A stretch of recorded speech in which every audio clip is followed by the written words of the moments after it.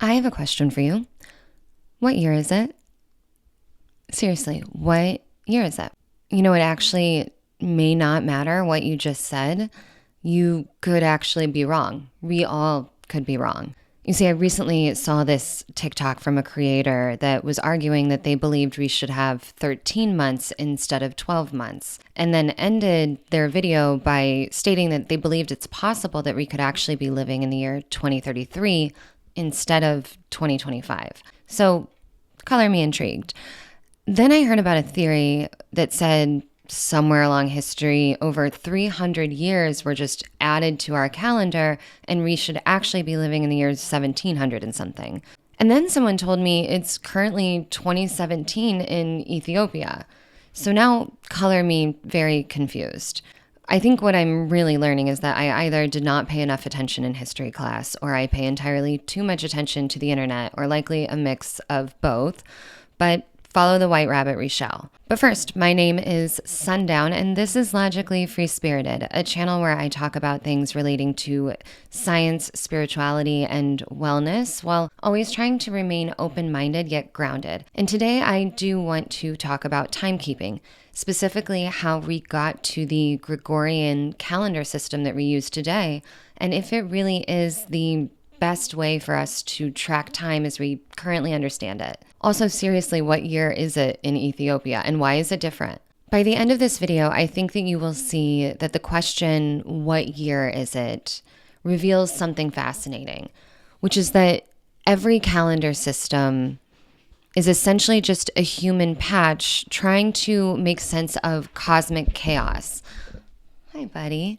And they all fail in their own ways. So let's start at the beginning, not of time, but of how I ended up down this rabbit hole. I'm going to show you part of that TikTok that I originally mentioned. It's quite long, so I'm only going to share a portion of it, but I'll put the link in the description box below. I think we're in the year 2033. Furthermore, I think there are 364 days in a year and not 365. I know, hear me out. We all know that the moon, not the sun, is what defines the year. Moon is what we use to define time. It's how we keep time naturally. Didn't just like whip that out of my butt, right? You can see that the sun can't keep time because the sun doesn't go down. We just perceive it as going down. The sun is always in the sky. It doesn't wane and wax, appear to get bigger and smaller. It's always the sun.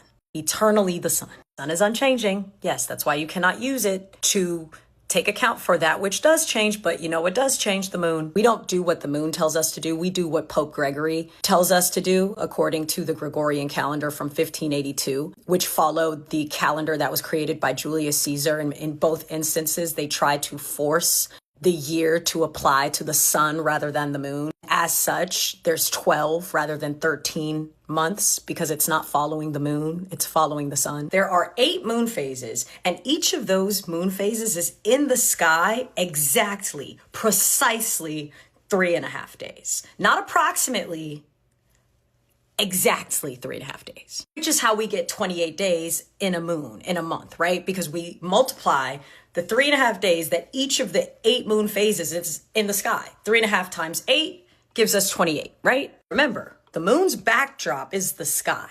We know there are 13 zodiacs, 13 constellations, therefore 13 moons. We multiply 13 moons, 13 months, 13 zodiacs by 28 days. That gives us 364. 364 days in a year. With 364 days in a year, this gives us exactly 52 weeks in a year, 7 days in a week, no leftovers, no add-ons. There should be no leftovers. There should be no leap years or months where there's 31 days and 28 days or 30 days and 31 days. That makes no sense. Nature is not random. It is not random. It is 100% intentional, which is why it's predictable, because it's on purpose. Okay, all of that is very interesting, and we are going to break it down. But the video continues with the creator explaining their math. She said that the longest possible year is 365.2425 days. That is how long, at most, according to her, it takes us Earthlings to orbit the sun. She then divided that number by 364, the amount of days she believes we should have in a year, because there are 8 moon phases, each present for exactly 3.5 days. 8 times 3.5 is 28. And then 28 times 13, because there are 13 lunar cycles, 13 constellations or zodiacs that our sun passes through. And 28 times 13 comes to 364. So she then took 365.2425 and divided it by her theorized true year of 364 and got 1.0034. She then took that number times the current year, 2025, and got 2031.9, indicating that with rounding, that would come to 2032, or I guess in her way, 2033. And while I don't understand her rounding, I do know that 365.2425 actually is not the longest amount of time it takes us to orbit the sun. It's actually the average that is based on the Gregorian calendar, which takes into account leap years. So that fact alone starts to upset the math, but let's keep going. There's a lot to look into. There is so much noise. I have filmed this probably 5 times. I have edited it once, and then it got stuck on my computer. I give up. This one's happening. This one's happening no matter what. Okay, so let's start with the moon. Also, speaking of the night sky, I just want you guys to know that sundown is my real name, my government name. It's a story for another video, but I know a lot of people think I've made it up, but I didn't. Anyway, month really comes from moonth, a cycle from one new moon to the next. Our TikToker indicated that there are 8 moon phases, each exactly 3.5 days long. 8 times 3.5 again equals 28, but is that true? Well, no, it actually isn't. In reality, the synodic lunar month, new moon to new moon, averages about 29.53 days, not 28. And those 8 moon phases are not equal chunks of time at all. These phases are more like transitional moments or periods, with the time between them varying. Some last around 3 days, some are closer to 4, but they're definitely not precisely 3.5 days each. However, I totally get why she thinks this. See, in the 90s and 2000s, and really for decades before that, schools routinely taught that lunar cycles were 28 days. I remember learning this myself. It was in our textbooks. It's what the teacher said. It was just accepted knowledge. But here's the thing. It was wrong. And why were we all taught incorrect information? Well, there's actually a term for it. It's called pedagogical simplification. Basically, educators take complex, messy, real-world information and simplify it, rounding it down to something that's easier to teach and remember. 28 days is clean. It's exactly 4 7-day weeks. It fits perfectly into our calendar system. Plus, as the TikToker highlights in the rest of her video that I didn't share, it was often tied to the menstrual cycles, which were also taught as being 28 days on average. So you had this kind of nice, neat parallel between biological systems and astronomical ones. But 29.53 days, that's messy. It's hard to work with. So educators just kind of simplified it away. The problem is when an entire generation learns the simplified version, it becomes their truth, even when it's not true.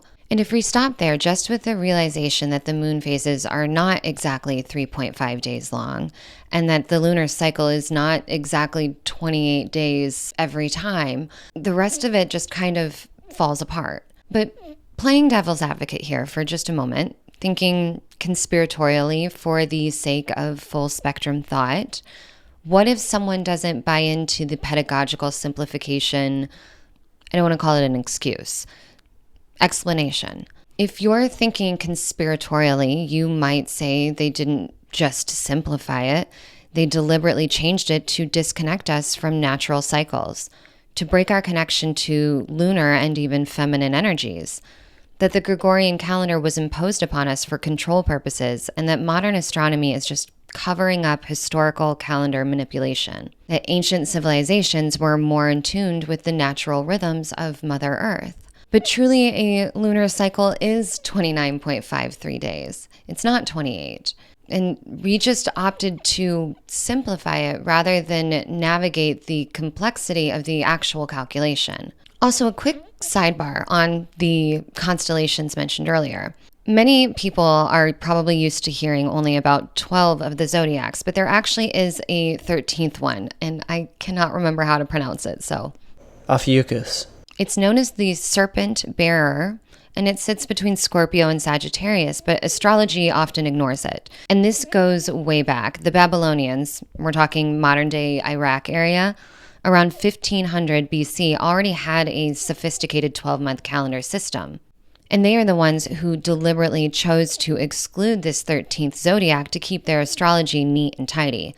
12 signs, 12 months, clean math. Plus, Ophiuchus only gets about 18 days when the sun passes through it, versus the typical 30-ish days for the other signs. So it was the logical one to exclude. But here's the weird part, and we are going to get into this. But while the Babylonians had figured out this whole 12-month system over 3,000 years ago, the Romans started from scratch centuries later with a 10-month calendar, which eventually wound its way back to 12 months. However, that phantom zodiac never appeared in our zeitgeist.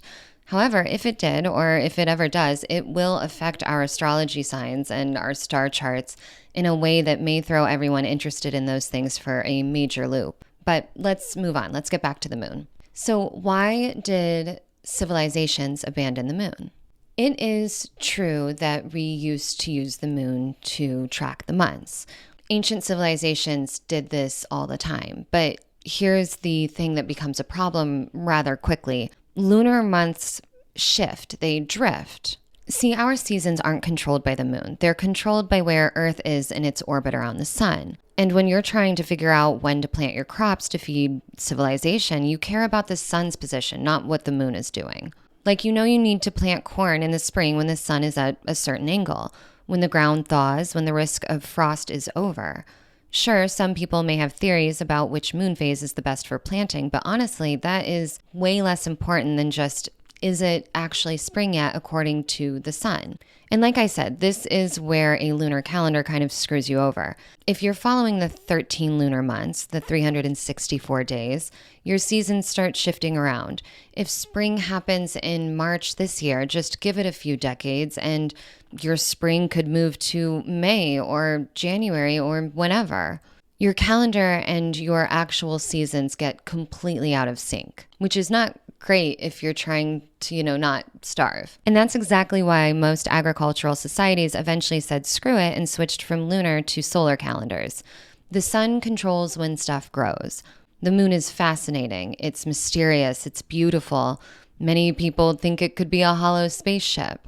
And it does control the tides, but it does not control our harvest. But here enter the tropical and sidereal calendars. When civilizations turned away from lunar calendars, they had to figure out exactly how long a solar year is. And it turns out there are actually a few different ways to measure that. The sidereal year measures how long it takes Earth to orbit the sun relative to distant stars. That's about 365.256 days, or roughly 365 days, 6 hours, and 9 minutes. The tropical year measures the time from one equinox to the next, basically a full cycle of seasons, which is about 365.242 days. That's a difference of 0.014 days. And why are they different? Because the Earth's axis slowly wobbles over thousands of years, a process called axial precession, which causes the equinox to drift slightly each year. There's also a smaller, shorter-term wobble called the Chandler wobble, which causes tiny shifts in the axis over about 433 days. These wobbles are important for things like GPS and satellite accuracy, but they don't really affect us much in our day-to-day lives. However, speaking of wobbles, something slightly unrelated but very interesting to note is that scientists recently discovered that Earth's inner core, which has been spinning slightly faster than Earth's surface for decades, started slowing down around 2010. And then, and this is so weird to even say, but in 2024, scientists confirmed that the core may have actually stopped spinning and then proceeded to start spinning backwards compared to the direction it was originally going and the direction of the surface of the Earth. Backwards. I mean, what What does that mean? Why did that happen? How did we know? What does that mean? Has that happened before? Anyway, this internal core doesn't really affect our calendars or timekeeping at all. It's just sort of relative and serves as another reminder that we still, in fact, do not know everything, including the fundamentals of how our own planet works. We're over here talking about changing things around in order to properly track time. Meanwhile, Earth is doing her own rhythmic changes when we aren't looking. It's kind of like finding out that while you were arguing about whether your watch was ticking too fast or too slow, the gears inside of it quietly started going backwards without you becoming aware. Which honestly kind of feels on brand for a conversation starting with what year is it? Also that and wobble's a fun word. It's a fun word to say, wobble.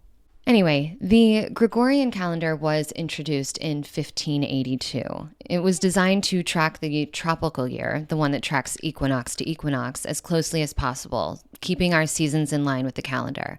That's why we have leap years, to account for that extra 0.242 days each tropical year acquires. Without leap years, Christmas would eventually happen in the summer.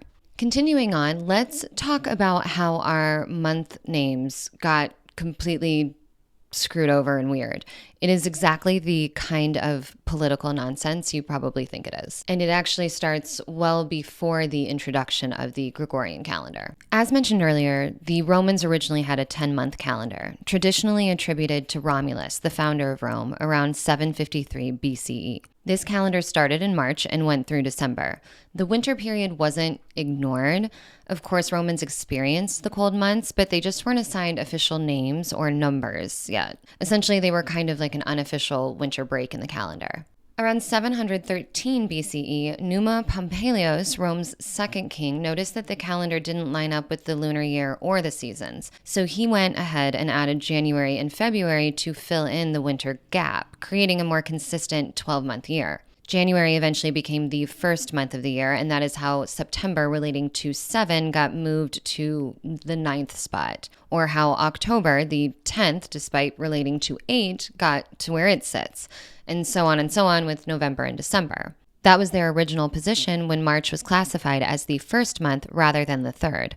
So this is how the numbers came out of alignment from the actual monthly order. Around 46 BCE, Julius Caesar decided that the old Roman calendar was a mess and implemented the Julian calendar, which gave the months a standardized number of days and aligned the calendar more closely with the solar year. He also renamed Quintilis, originally the 5th month, but by then the 7th month, to July after himself, which, fair enough, he did overhaul the thing.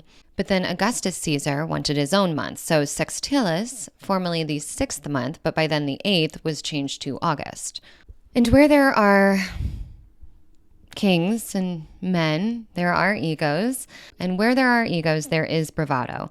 So Augustus felt that August needed to have just as many days as Julius's July, so he needed to steal one to make that so, and that is when February got knocked down to 28 days or 29 on a leap year. As for why the other months have random lengths, it's basically ancient Roman superstition mixed with political priorities. January is 31 days because Romans thought odd numbers were lucky. February was always the weird one, and it got stuck with whatever days were left over. April, June, September, and November received 30 days, while the months that were deemed important got 31. So the names of the months were created by men, then moved around by men, and then the lengths of those months became a bit of a swinging contest. So the question of why our month names do not correlate with their actual numbers, as well as why the numbers of days differ from month to month, really has nothing to do with anything other than political posturing. Now let's talk about the great calendar switch, when countries switched from the Julian to the Gregorian calendar. By the 1500s, the Julian calendar, which was not perfect, had drifted enough that Easter was occurring at the wrong time of the year. Pope Gregory XIII decided that enough was enough and created a new calendar that he introduced in 1582. But in order to fix the drift that had occurred and get things back on track, they just had to sort of skip some days. When the first country switched, October 4th, 1582 was immediately followed by October 15th, 1582. And people literally rioted. The days in between just sort of vanished, and people thought they were getting robbed of time, that their life was somehow getting cut short. And different countries switched at different times. Britain didn't adopt the Gregorian calendar until almost 300 years later in 1752. But by then, they had to skip even more days because they had waited so long to switch, and people protested then also. Then Russia didn't switch for almost another 200 years in 1918 after the Russian Revolution. That's why the 1917 October Revolution actually happened in November, according to the Gregorian calendar. I also want to note that some countries adopted the Gregorian calendar just to change their mind and then change their mind again and go back to it. For instance, after the French Revolution in 1789, the new republic decided that literally everything about the old system needed to go. In 1793, they created a completely decimal-based calendar, the French Revolutionary calendar. 10 days to a week, 10 hours to a day, 100 minutes to an hour, and 100 seconds to a minute. Imagine that for just a second. A 10-hour day with 100-minute hours. Your 9 to 5 would have been more like a 3.75 to a 6.25. The math is honestly kind of confusing. They also renamed all of the months based on nature and weather. Instead of January, you had Novos, the snowy month. Instead of July, Thermidor, the hot month. It's very poetic, very French, and quite confusing. The system lasted for about 12 years before Napoleon said this is ridiculous and switched it back to the Gregorian system. Turns out, when the rest of the world is operating on a completely different calendar, it makes things like trade and diplomacy pretty difficult. But here's the thing, it actually worked mathematically. The decimal system was more logical than our current messy situation of 12s, 24s, and 60s. We just couldn't get everyone else on board. Which brings us to the fact that not everyone uses the same calendar still to this day. Ethiopia uses the Ethiopian calendar. It has 12 months of exactly 30 days, plus a 13th month called Pagume, which has 5 days or 6 in a leap year. That makes their year either 365 or 366 days, basically the same length as ours, just organized a little differently. So why do people think that it's 2017 there?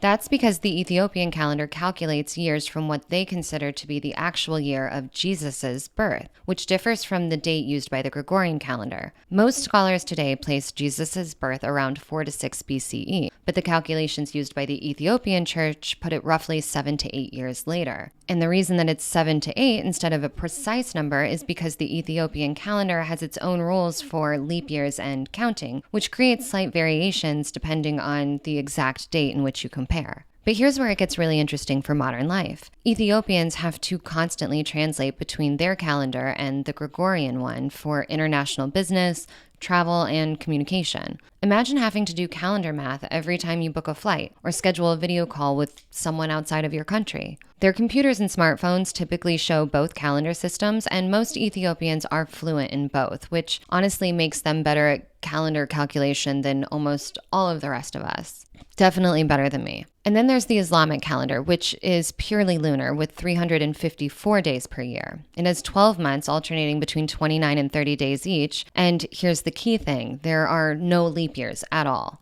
This is why holidays like Ramadan drift through our seasons. Ramadan happens at different times of our solar year because their calendar follows the moon completely without any solar correction. The Jewish calendar adds an extra month every few years to stay seasonally aligned, while the Chinese calendar uses a similar lunisolar system but with different calculation methods. This is why the Chinese New Year bounces around between what many of us understand to be January or February. And then there are the indigenous calendar systems that work completely differently. Many track the seasons through animal migrations, plant cycles, or star positions, rather than trying to fit nature into nice, neat monthly boxes. And speaking of boxes, how we see time in calendars has changed also. Calendars used to be circular. Think Stonehenge, the Mayan calendar. Time was seen as cyclical and constantly rotating. But when printed almanacs became popular in the 1400s and 1500s, the calendar switched to grids. Suddenly it was linear, marching forward, ticking ahead in these neat little boxes.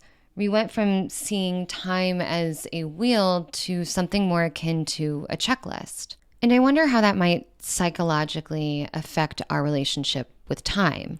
We used to see time as circular, repetitive, cyclical, rhythmic. And now it looks more like a checklist, a to-do list, a task. There's something about that grid shape. It's interesting to think about. Okay, now I want to talk about that other theory I mentioned, that somewhere along the lines, over 300 years were fabricated into our history, and that we should actually be living in the year 1700 and something. It's actually known as the phantom time hypothesis, and it's a lot. The theory was proposed by a German historian named Heribert Illig in the 1990s. He claimed that the years 614 to 911 AD never actually happened. According to him, Holy Roman Emperor Otto III, Pope Sylvester II, and Byzantine Emperor Constantine VII basically conspired together to fabricate these centuries so that they could say that they were ruling in the year 1000 instead of 700 and something. I mean, obviously, because it seems a lot cooler to say you were ruling in the year 1000, right? Dumb, but I kind of get it. Illig pointed to things like a supposed lack of archaeological evidence from that time period and architectural styles that seemed to jump from one era to another. He argued that Charlemagne, the famous king who united much of Western Europe around 800 AD and is considered by many to be the father of Europe, might have been entirely fictional. Now, historians have pretty thoroughly debunked this. We actually have tons of evidence from that time period, astronomical records, coins, documents from multiple civilizations that all line up. But it is the kind of theory that is just odd enough to make you wonder. But speaking of made-up time, can we talk about daylight saving time for a minute? Is it saving or savings? Daylight savings time? Sounds right. Daylight saving time? Anyway, if you want proof that our relationship with time is completely made up, here you have it. Twice a year, we all just agree to pretend that time jumped forward or backward by an hour. We literally change our clocks and just say, okay, now it's a different time. It's kind of a mass psychological manipulation that we've all just accepted. And for what? The original idea was to save energy during World War I by maximizing the daylight. But studies show it actually barely saves any energy anymore. And if anything, it mostly disrupts our sleep and could actually cause an increase in things like car accidents and even heart attacks. But we all keep doing it because that's what we've always done. And if that isn't proof that time really is a social construct, I don't know what else could be. So what year is it really? When people start talking about the true year, they are typically ignoring the fact that there are dozens of calendar systems being used across the world simultaneously right now to this day. And they are all trying to solve the same basic problem. How do you track time when the sun, the moon, and the seasons don't line up neatly? And the answer is that you can't. Every calendar is a compromise. Think about it.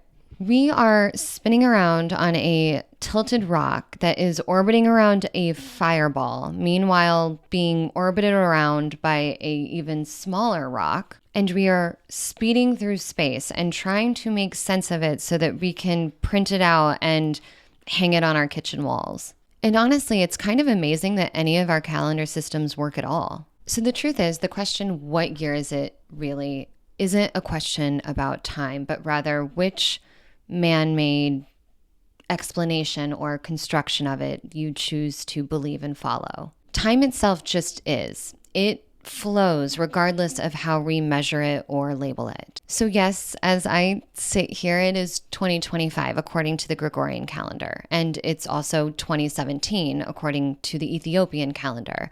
And if you follow the Islamic calendar, it's 1446. And in the Jewish calendar, I think it's 5780 something, 5785. And if you understand that time isn't linear, but rather just a human invention created to try and make sense of impossible cosmic chaos, then maybe the question isn't what year is it, but what story about time you want to tell. Because at the end of the day, that really is all calendars are. They are a way for us to tell our story. Again, a way to keep us sane and make sense of the fact that we are all sitting on a flying rock, floating around space. And we are trying to organize our life around celestial bodies. And it's kind of beautiful. He's adopted the Jajorian. Hi, buddy. Puppy butt. Lunar archaeological. Go on. Jesus Christ. Sorry. Of course there's a siren. 31st.